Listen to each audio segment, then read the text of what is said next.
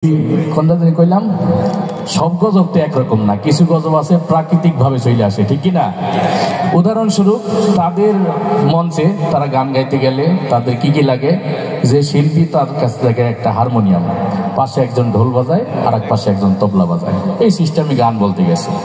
এখন গান গাইতে বসছে, ওই সময় গজব চলে আসছে, ওই যে শিল্পী তার হইলে টয়লেটে চাপ দিছে। এখন কি করবে? দৌড় দিয়ে তো আর টয়লেটে যাওয়া যায় না, যেহেতু মঞ্চে বসে গেছে, কিছু একটা তো বইলে তারপরে যাইতে হবে। তাই কোনো উপায় না দেখে হারমোনিয়াম বাজাচ্ছে আর সুরে সুরে বলতেছে, হাগায় এসেছে। এখন ডাইন পাশে যে ঢোলালা বসা, সে চিন্তা করলো আমার তো একটু সান্ত্বনা দেওয়ার দরকার, তখন ঢোলালা ঢোল বাজায় আর বলে, তাকদুম তুমি চাইপা চাইপা রাখো, তাকদুম। এই পাশে যে তবলালা বসা, সে চিন্তা করলো আমারও তো একটু সান্ত্বনা দেওয়ার দরকার, তখন তবলালা তবলা বাজায় আর বলে, তেরে কেটে তাক চেপে চেপে রাখ, তেরে কেটে তাক চেপে চেপে রাখ। আমাদের এখানে ঢোল তবলা হারমোনিয়াম কিচ্ছু নাই, আমাদের চেপে চেপে রাখারও দরকার নাই, ঠিক কিনা বলেন?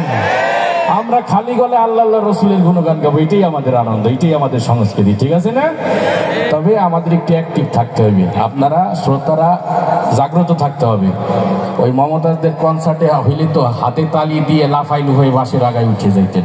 আমরা অত কিছু চাই না, শিল্পীরা এক একটা নাশিদ শেষ করার সাথে সাথে আমরা মারহাবা মাশাআল্লাহ বলি একটা ধ্বনি দিয়ে তাদেরকে উৎসাহ দিব, পারবো না ইনশাল্লাহ? সবাই একটু জোরে বলেন তো, মারহাবা, মাশাআল্লাহ, জাযাকাল্লাহ, হাইয়াকাল্লাহ, বারাকাল্লাহ, এই সম্বোধনগুলো দিব আমরা হাতে তালির পরিবর্তে, পারবো তো ইনশাআল্লাহ? একটু আওয়াজ দিবেন, নাইলে মনে হবে যে এইটা একটা গোরস্থান, আমরা এসে কবর জিয়ারত করে চলে যেতে আসি।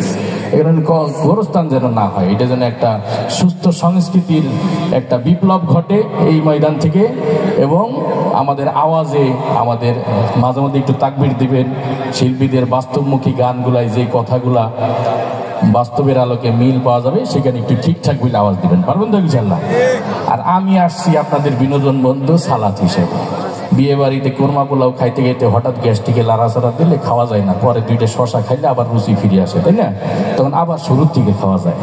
তা আমি আসছি সালাত হিসেবে, গজল শুনতে শুনতে যখন দেখবো যে দর্শক একটু কোথায় গেছে, দেখবো ঘুম ঘুম ভাব, আমি এসে একটু সালাদ দিয়ে ঘুমটা ভাঙিয়ে দিয়ে চলে যাবো, ঠিক আছে? তো আমি এখন আসছি মূলত হাজিরা দিতে, যে আমি আসছি, এখন আবার কয়েকটা নাশিদ শুনবো, নাশিদের পর আবার এসে একটু সালাদ দিয়ে যাবো। আমি ফাঁকে ফাঁকেই আসবো ইনশাল্লাহ, শেষ পর্যন্ত আসি ইনশাল্লাহ, থাকবেন না ইনশাল্লাহ? আচ্ছা, আমরা অনুষ্ঠানে কার্যক্রম চালাই যাই। কলরব শিল্পী গোষ্ঠী আলহামদুলিল্লাহ যশোরে চলে আসছে, দোয়া করবেন আল্লাহ যেন নিরাপদে তাদেরকে পৌঁছায় দেয়।